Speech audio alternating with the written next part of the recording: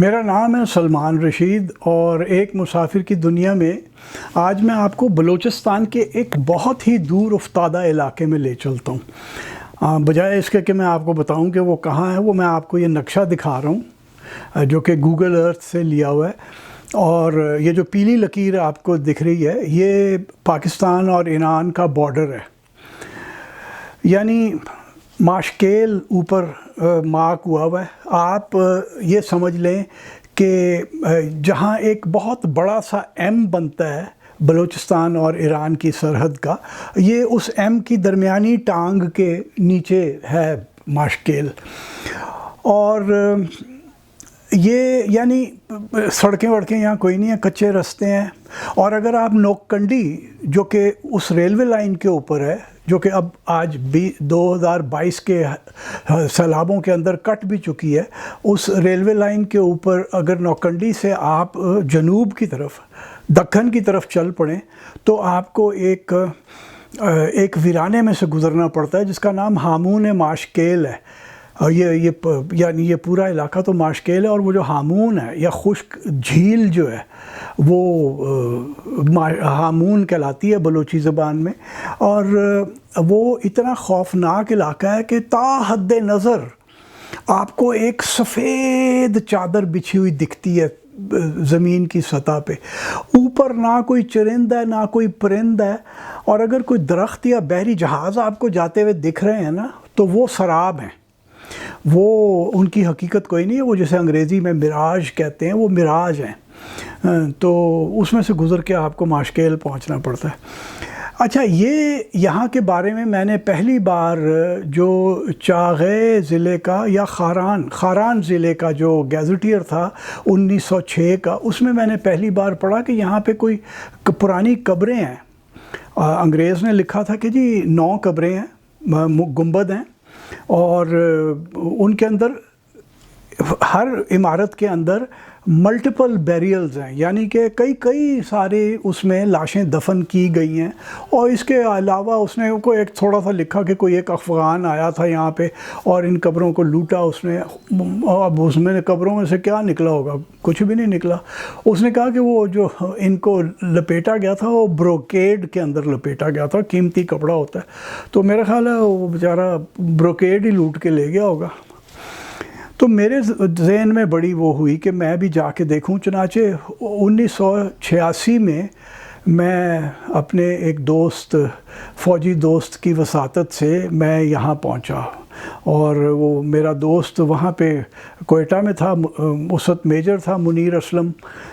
منیر نے یہ ساری ارینجمنٹ کر کے دی۔ میں شاید ٹرین پہ کنڈی پہنچا، وہاں سے میں ایک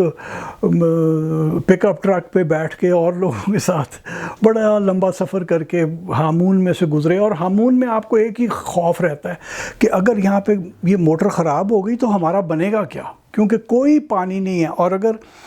دلدلی زمین ہے اس کے نیچے، اور یہ گاڑیاں جو چلاتے ہیں انہیں پتہ ہے کہ اس دلدلی زمین کے نیچے پانی قریب کہاں ہے اور کہاں سے گزرنا ہے کہاں سے نہیں گزرنا۔ تو اگر آپ جہاں پانی قریب ہے وہاں پہ اگر کھدائی بھی کریں تو وہ نہایت کڑوا پانی نکلتا ہے، وہ جس کا نمک سطح پہ آیا ہوا ہے۔ تو یہ نقشہ میں نے اتنا لمبا آپ کو اسی لیے دکھایا کہ آپ ذرا تعین کر لیں ہم ہیں کہاں۔ تو بہرحال میں وہاں پہنچا تو میں نے جا کے مزار نکودر، جسے انگریز نے اپنے اس میں لکھا گیزٹیئر میں کہ ایک قبر اس میں سے ایسی ہے جس کے اندر جو قبر ہے اس کے اوپر کتبہ لگا ہوا ہے مزار نکودر۔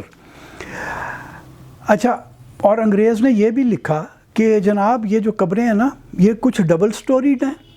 اور کچھ سنگل سٹوریڈ ہیں، زیادہ تر ڈبل سٹوریڈ ہی ہیں۔ اور یہ جتنی بھی عمارت ہے، جتنی بھی قبریں ہیں،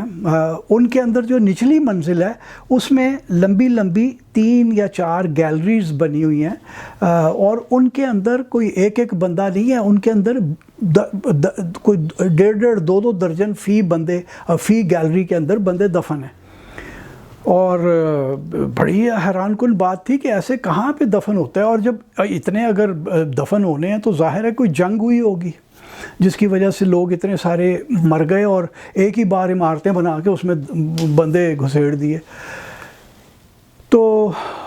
میں جب 1986 میں دیکھنے گیا تو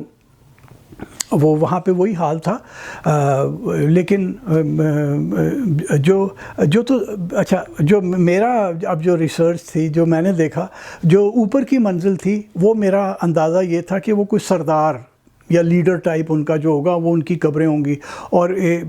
جس میں انگریز بادشاہ نے لکھا تھا کہ جی جو سب سے بڑا جو مقبرہ ہے وہ اس کے اندر 3 قبریں ہیں اور اس پہ مزار نکودر کی تختی لگی ہوئی ہے۔ قبریں 3 ضرور تھیں، لیکن وہ جو تختی تھی وہ غائب ہو چکی ہوئی تھی، تو باقی یہ جو تھیں وہ نیچے قبریں تھیں۔ تو میں وہاں سے، جیسا کہ جنون ہوتا ہے ہمارے جیسے لوگوں کو، میں ایک ہڈی کا ٹکڑا بھی لے آیا اور ایک اتنا بڑا کپڑے کا ٹکڑا بھی میں لایا، اور آپ کو میں بتاؤں کہ وہ کپڑا بہت گف بھاری بنائی والا سوتی کپڑا تھا،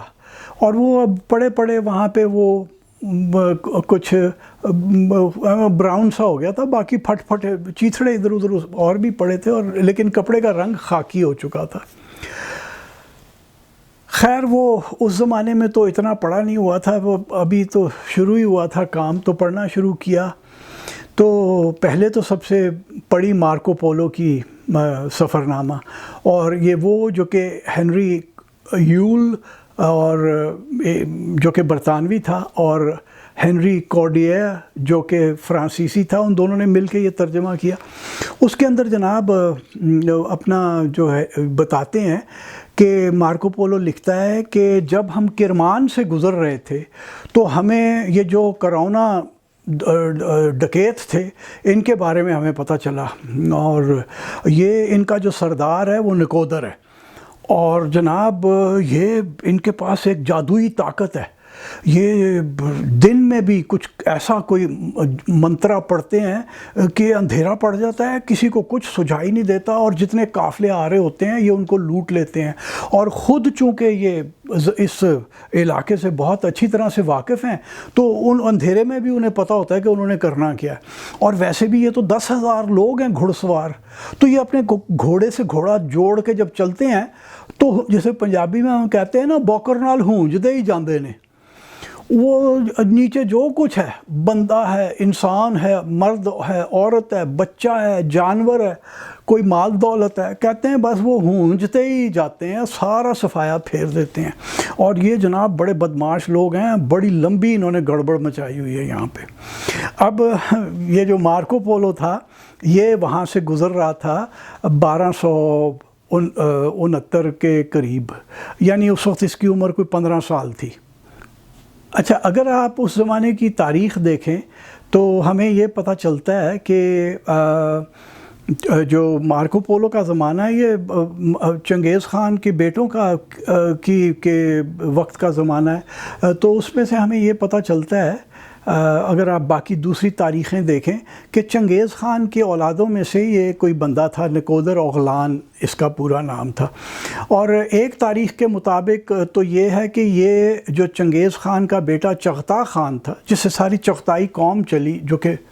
بابر بھی اپنی ماں کی طرف سے چغتائی تھا اور باپ کی طرف سے برلاس ترک تھا، یعنی تیمور کی اولادوں میں سے تھا۔ تو وہ کہتے ہیں کہ جی وہ جو چغتا خان کا ایک یہ بیٹا تھا نکودر اوغلان، یا دوسری تاریخ میں ایک جگہ یہ ہمیں اشارہ ملتا ہے کہ بیٹا نہیں پوتا تھا۔ بہرحال نکودر اوغلان ایک آدمی ضرور تھا، اگر وہ تو بیٹا تھا چغتائی خان کا، تو پھر اس نے اپنے کزن جسے ہم ہلاکو کہتے ہیں، اصل میں نام کا تلفظ منگولین میں تھا ہولیگو، تو ہولیگو سے اس نے جھگڑا کر لیا اور پھر وہ چھوڑ چھاڑ کے آ گیا اور علیحدہ ہو گیا، اور بقول باقی تاریخ دانوں کے کہ وہ لوٹ مار میں پڑ گیا۔ تو یہاں اور اس کا علاقہ کیا تھا کہ یہ پورے یہ جو افغانستان کا مغربی علاقہ ہے وہ، اور سیستان، کرمان، بلوچستان، یہاں پہ وہ لوٹ مار کرتا پھرتا تھا، اور ایک زمانے میں یہاں سے قافلے تو گزرتے تھے، تو لوٹنے کو مال دولت تو اس کو ملتا ہوگا۔ پھر ہمیں یہ پتہ چلتا ہے کہ جناب نہیں، یہ 1278 کے اندر مر گیا تھا، کیونکہ اس کے بعد اس کا تاریخ میں ذکر نہیں آتا۔ ایک اور تاریخ ہمیں بتاتی ہے کہ نہیں، یہ زندہ تھا، اور 1298 میں جو ہرات کا سردار تھا، چیف تھا، فخر الدین، اس نے اس کو کہا کہ اچھا بھائی جان، تم ایسا کرو کہ یہ ہرات کے نا اس محلے میں تم اپنے بندوں کے ساتھ رہ لو، اور بتایا جاتا ہے کہ اس کے پاس اس وقت 300 آدمی تھے اس کے ساتھ، اور تم یہاں پہ رہو۔ تو اس نے جناب وہاں ہرات میں رہتے ہوئے خوب جسے کہتے ہیں نا گڑبڑ کی، اور یہ یعنی ہرات مشہد کی طرف کبھی نکل جاتا تھا لوٹ مار کرنے، اور یہ فرا کا جو علاقہ ہے، ہلمند ندی کی وادی کا علاقہ ہے، اس طرف آ کے بھی اس نے بڑا ات چک کے رکھی۔ اور بعد میں ہمیں نہیں پتہ چلتا، اس کے 1298 کے بعد نکودر کا ہمیں ذکر نہیں ملتا، البتہ نکودریوں کا ذکر ملتا ہے کہ اس کی جو ساتھی تھے، جو اس کے فوج تھی، اولادیں جو تھیں نکودری کے نام سے، وہ اپنا انہوں نے کام جاری رکھا، حتیٰ کہ ہم بابر کے زمانے میں پہنچ جاتے ہیں۔ یعنی دیکھیے اپنا مارکو پولو یہاں سے 1269-70 میں گزرا، بابر آتا ہے 1500 کے اندر، یعنی کوئی 230 سال گزر چکے ہیں۔ بابر آ کے کہتا ہے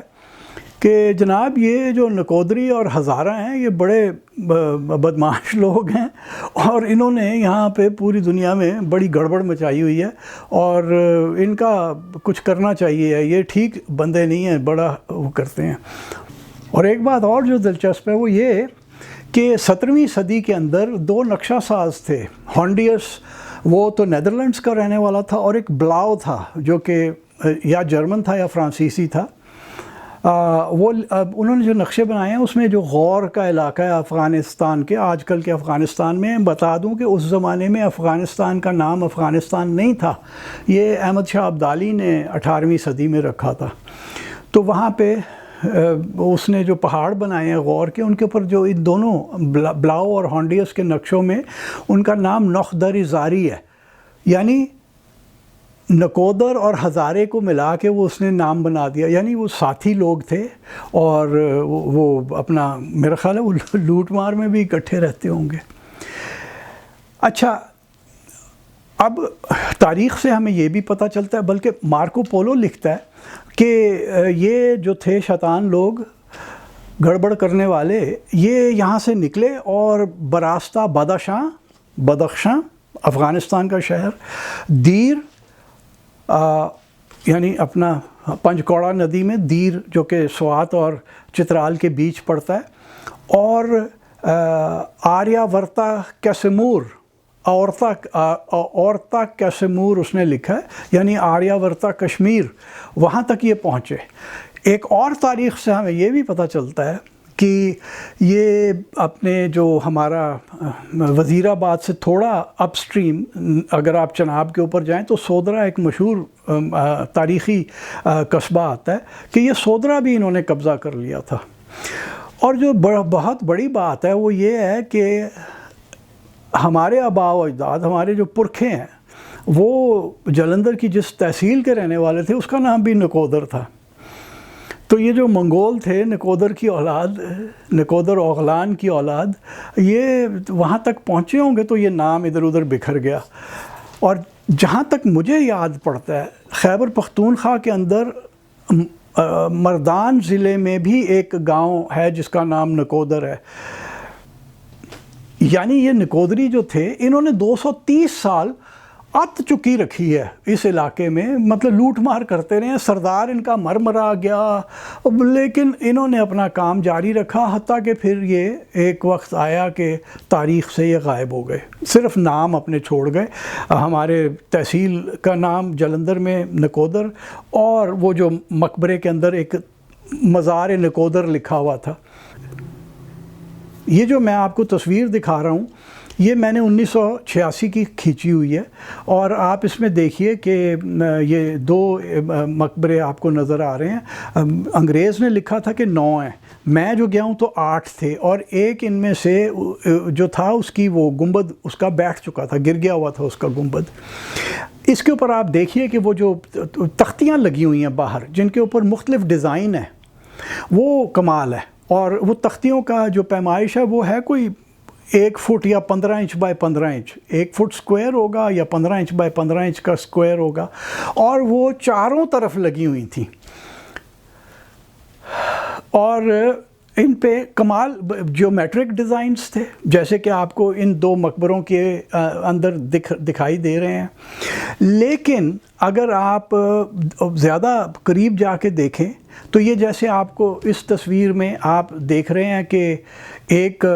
طرف اونٹ ہے، بائیں ہاتھ، ذرا غور سے دیکھنا پڑے گا، بائیں ہاتھ پہ اونٹ ہے اور سیدھے ہاتھ پہ گھوڑا ہے۔ کچھ تصویروں میں جیسے اس کے اندر آپ کو ایک اونٹ بھی دکھ رہا ہے اور آپ کو ایک مور دکھائی دے رہا ہے سیدھے ہاتھ کے اوپر، جس کی چونچ میں سانپ ہے، کیونکہ ہمارے یہاں ایک روایت ہے کہ جی مور جو ہے وہ سانپ کھاتا ہے، گو کہ میں نے جہاں پہ مور ہیں ہمارے یہاں تھر میں یا کلر کہار میں یا چوہا سیدن شاہ میں، وہ میں نے ان لوگوں سے پوچھا ہے تو کسی کو یہ نہیں پتا کہ مور بڑے شوق سے سانپ کھاتا ہے، لیکن ایک روایت ہے کہ جی مور سانپ کھاتا ہے، تو یہ مور کے منہ میں آپ سانپ بھی دیکھ لیجئے۔ پھر کیا ہے کہ یہاں پہ انسانی شکلیں ہیں۔ اگر آپ اس تصویر میں غور کریں تو جو بائیں ہاتھ جو انسانی تصویریں ہیں ان میں سے 2 کے سر کے اوپر ایک چورس قسم کی جیسے ہیلمٹ پہنی ہوئی ہو انہوں نے۔ اگر تو میں ہوتا نا سینسیشنلسٹ ایرش فون ڈینیکن کی طرح جو کہتا ہے کہ جی خلائی مخلوق آیا کرتی تھی، ویسے ساڑھے اتھے بھی ہے خلائی مخلوق،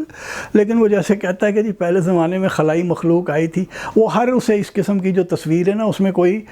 کسی اور دنیا کے ایلینز ہی نظر آتے ہیں کہ یہ جی ایلین ہیلمٹس انہوں نے پہنی ہوئی ہیں، تو انہوں نے کسی قسم کے وہ جسے ہم خود کہتے ہیں یا اپنا اردو کے اندر، یہ جیسے جنگ سے بچنے کے لیے جنگ میں جب آپ جاتے ہیں تو اسی قسم کی ٹوپیاں آپ پہنتے ہیں، تو ایسے لگ رہا ہے کہ انہوں نے ہیلمٹس پہنی ہوئی ہیں 2 نے۔ اور ایک تصویر آپ کو میں اور دکھا دوں، اس کے اندر آپ ذرا دیکھیے تو کراس بنا ہوا ہے۔ ہمارے یہاں جب بھی ہمیں صلیب کا نشان نظر آتا ہے نا، وہ خواہ کرسچینٹی سے پہلے کا ہو یا بعد کا ہو، ہم بھاگ کے کہتے ہیں کہ جی نہیں یہ کرسچن تھے، جی یہ مسیحی تھے، عیسائی ہو چکے تھے یہ لوگ جو نکودری تھے۔ تو ایسی کوئی ہمیں اس قسم کے نتیجے پہ پہنچنے کی ضرورت نہیں ہے کیونکہ وہ مسیحی نہیں تھے۔ اور ایک کراس ایک عام نشان ہے، ہمیں بڑے استادوں نے بتایا کہ کراس بنانا بہت آسان تھا، تو سب سے پہلا جو ڈیکوریٹو کوئی بھی آرنامنٹ بنایا جاتا تھا وہ کراس ہی بنتا تھا۔ اچھا، اور میں نے آپ کو بتایا کہ میں نے اس میں کئی ہڈیاں دیکھیں، کھوپڑیاں دیکھیں، یہ ٹانگوں کی فیمرز اور یہ بازوؤں کے النا اور ٹبیاز، یہ ساری ہڈیاں میں نے وہاں پہ پڑی ہوئی دیکھی جب میں 1986 میں گیا۔ اور ایک تصویر میں نے وہاں پہ اتاری بڑی ہی کمال کی، وہ تصویر جو تھی اس کے اوپر اب آپ یہ دیکھ لیجئے، اس میں ایک آدمی ہے، اس کے ہاتھ میں کچھ ہے اور آگے 3 اڑیال ہیں جو کہ جن کا منہ پرلی طرف ہے، یعنی کہ وہ بھاگ رہے ہیں اس آدمی سے، اور آدمی کے ہاتھ میں واضح طور پہ بندوق ہے۔ تو یہ جو تھی یہ ایک ڈیٹنگ ایلیمنٹ تھا، کیونکہ ہمارے یہاں بندوق عام ہوئی ہے 16ویں صدی کے اندر، تو میرا اندازہ یہ تھا کہ یہ 16ویں صدی کے اندر، یعنی 16ویں صدی میں بابر آ گیا تھا انڈیا کے اندر، ادھر ذنون بیگ ارغون جو تھا افغانستان میں، اور وہ بھی منگول تھا، بابر کا دور کا رشتہ دار ہی لگتا ہوگا کیونکہ وہ وہاں پہ اس کی بادشاہی تھی، اور پھر وہ 1500 کے شروع میں 1506 میں یا 1509 کے اندر ازبیکوں کے ہاتھ، اپنے ہی رشتہ داروں کے ہاتھ قتل بھی ہو گیا تھا۔ تو یہ 16ویں صدی کا وقت ہے، اس وقت بندوق اس کی تقریباً درمیان کے بیچ کے وقت میں ہمارے پاس یہاں پہ بندوق عام ہو گئی تھی، وہ توڑے دار جو نالی سے بھرا کرتے تھے جس کو، اور یہ آدمی نے وہ بندوق اٹھائی ہوئی ہے، تو یہ ایک ڈیٹنگ ایلیمنٹ تھا۔ اچھا خیر، میں وہاں سے جب آیا تو میں ہڈی اور کپڑا لے کے آیا کہ میں یہاں سے کاربن ڈیٹنگ کراؤں گا، اور میں نے ایک سرکاری اس میں لیبارٹری میں جا کے پوچھا بھی کہ سر جی اس کی وہ ڈیٹنگ ہو سکتی ہے؟ انہوں نے کہا یار کتوں آ گئے ہیں، اور کوئی ڈیٹنگ شیٹنگ نہیں ہے، چلو نکلو ادھر سے۔ خیر وہ نہ ہوئی، وہ کئی سال میرے پاس وہ کپڑا پڑا رہا، لیکن وہ کچھ پتہ نہ چلا، پھر گرور آ گیا کیونکہ کراچی سے لاہور شفٹ ہو گئے تو کپڑا گیا۔ 1996 میں ہمارے جو مشہور آرکیٹیکچرل ہسٹورین اور آرکیٹیکٹ ہیں کامل خان ممتاز صاحب، انہوں نے مجھے فون پہ کہا کہ میاں ہم جا رہے ہیں وہ تمہاری ماشکیل والی قبریں دیکھنے، اور ساتھ تم بھی آ جاؤ۔ اچھا، یہ جب میں یہ لاہور شفٹ ہوا 1988 کے اندر، تو جنوری یا فروری 1999 میں میں کامل صاحب کے پاس اپنی تصویریں لے کے گیا کہ سر یہ قبروں کی مجھے ذرا کچھ سمجھائیے، یہ آرکیٹیکچر کب کا ہے؟ کامل صاحب نے کہا کہ یہ ساسانین دور ہے، یعنی 2ری-3ری صدی عیسوی۔ تو میں نے کہا نہیں سر، اس میں یہ ایک ڈیٹنگ ایلیمنٹ ہے، یہ بندوق ہے اس بندے کے پاس، تو یہ 16ویں صدی یا بعد کا ہے۔ کامل صاحب نے کہا نہیں یہ بندوق نہیں ہے، کچھ اور۔ خیر وہ ہماری جب کافی بحث ہوئی، بعد میں کامل صاحب آ گئے، مان گئے، کہنے لگے کہ نہیں وہ تمہاری بات ٹھیک تھی، وہ بعد کی ہیں۔ تو خیر وہ مجھے کہنے لگے کہ ہم وہ قبریں دیکھنے جا رہے ہیں، ذرا تعین کریں کہ وہ کب کی ہیں۔ تو ہم پہنچ گئے ماشکیل، کامل صاحب نے کوئی سرکاری گاڑی واڑی کا بندوبست کرایا ہوا تھا، تو ہم وہاں پہنچ گئے، اور اسسٹنٹ کمشنر صاحب کے گھر پہ ہمیں رہنے کو جگہ مل گئی ماشکیل کے اندر۔ ایک دن وہاں پہ وہ شام کو کوئی ایران سے بندے آئے ہوئے تھے، انہوں نے کہیں کہہ دیا کہ جی آپ کو ہم ایران بھی لے جا سکتے ہیں، اور اسسٹنٹ کمشنر صاحب بہادر نے کہا کہ جناب وہ میں راہداری دیتا ہوں، پاسپورٹ کی ضرورت نہیں ہے، آپ لوگ چلے جائیں۔ تو کامل صاحب اور ہمارے دوست اکسی مفتی وہ بھی ساتھ تھے، تو وہ تو شلوار قمیض میں تھے، میں نے پتلون قمیض پہنی ہوئی تھی۔ تو وہ کہنے لگے کہ وہ بندہ ایرانی مجھے کہتا ہے کہ تم اس طرح نہیں جا سکتے ہو، تمہیں بھی شلوار قمیض پہننی پڑے گی۔ تو میں نے اس کی اچھی گت بنائی، حتیٰ کہ کامل صاحب نے مجھے کہا میاں بس کرو، ہم نے جب جانا ہے اور پھر واپس بھی آنا ہے۔ تو کامل صاحب اور اکسی تو چلے گئے، میں نہ گیا، تو میں قبریں دیکھنے گیا اس دن صبح۔ اور میرا جو سب سے بڑا جو جھٹکا مجھے لگا کہ قبروں کے اوپر وہ جو پلیٹیں گف لگی ہوئی تھیں، یہ آپ پھر تصویر دیکھ لیجئے کہ پلیٹ سے پلیٹ جڑی ہوئی پلیٹ لگی ہوئی ہے، یعنی میں نے جب گنی تو کوئی 36 کے قریب یا 40 کے قریب ہر سائیڈ کے اوپر پلیٹیں تھیں، یعنی ایک بڑے مقبرے کے اوپر کوئی 150 کے قریب پلیٹس تھیں، یہ جو ڈیکوریٹو پلیٹس تھیں، وہ یا تو زمین پر ٹوٹی ہوئی پڑی تھیں یا وہ غائب ہو چکی ہوئی تھیں، وہ اکا دکا کوئی پلیٹ رہ گئی تھی۔ ابھی میں نے بڑی کوشش کی کہ وہ جو 1996 والی میری تصویریں ہیں وہ میں نکال لوں، لیکن وہ مجھے ملی نہیں، کیونکہ میرا سسٹم ذرا ماٹھا ہی ہے رکھنے کا، تو وہ مجھے ملی نہیں۔ اب لیکن وہ تصویریں جو تھیں وہ ساری غائب تھیں، اور جو سب سے بڑا ظلم تھا وہ جو ڈیٹنگ ایلیمنٹ تھا، وہ بندوق والی تصویر، وہ جس میں وہ آئی بیکس مار رہا ہے ایک آدمی، وہ غائب تھی۔ یعنی اب کوئی بھی کچھ بھی کہہ سکتا ہے کہ یہ تو جی 1.5-2 لاکھ سال پرانی قبریں ہیں، جیسے کہ ہمارے یہاں رواج ہے اسی قسم کی الٹب ایک چھوڑ دینی، تو وہ غائب تھیں۔ اور خوش قسمتی سے میرے پاس ایک تصویر تھی جو کہ 1986 کی کھینچی ہوئی تھی۔ میں نے کوئٹہ آ کے پوچھا کہ جناب یہ نقصان اتنا وہاں پہ کر دیا گیا ہے، وہ مونیومنٹس تاریخی مونیومنٹس ہیں، ہمارے یہاں تو خیر نہ سانو شوق ہے اور نہ سرکار کو شوق ہے، وہ ہم تو جتنا کچھ ڈھا سکتے ہیں وہ ڈھانے پہ لگے ہوئے ہیں۔ میں نے کہا جناب وہ کیا ہوا؟ تو مبینہ طور پہ یہ بتایا گیا کہ جناب ایک آرکیٹیکٹ ہے، ان کا نام تنویر حسن ہے، اور وہ کام کرتی ہیں وہاں پہ کیمبرج میں میرا خیال ہے، اور وہ یہاں پہ آئی تھیں کچھ سال پہلے، یعنی یہ 1996 نومبر میں مجھے بتایا جا رہا ہے کہ وہ کچھ سال پہلے آئی ہیں۔ سال کوئی نہیں بتا پا رہا تھا کہ پتہ نہیں جی شاید 93 میں آئی تھی کہ 90 میں آئی تھی، اور وہ چیف سیکرٹری یا کسی سیکرٹری کو جانتی تھی، اور اس نے کہا کہ جی مجھے یہ پلیٹیں اتار کے لے کے جانی ہیں ساتھ، اور وہ 20 کریٹ بنا کے لے گئی یہاں سے وہ پلیٹیں۔ اب یہ ایلیگیشن ہے، مجھے نہیں پتا کہ تنویر حسن آئی کہ نہیں۔ یہ البتہ مجھے پتہ چل گیا تھا کہ تنویر حسن نیشنل کالج آف آرٹس کی ایک پڑھی ہوئی آرکیٹیکٹ ہے، اور یہ بھی پتہ چل گیا تھا کہ وہاں کام کرتی ہے اپنے کیمبرج میں۔ تو میں نے کہیں سے پتہ لے کے اس کا ایک چٹھی بھی اسے لکھی کہ یہ 1996 کے اندر کہ جی مجھے یہ بات پتہ چلی ہے، ہاں یا نہ کا جواب دیں تاکہ میں لکھوں کہ آپ لے گئی ہیں یا آپ نہیں لے گئی ہیں۔ تو کوئی جواب نہیں آیا، تو پھر میں نے ایک ایلیگیشن کے طور پہ لکھ دیا، جیسے میں اب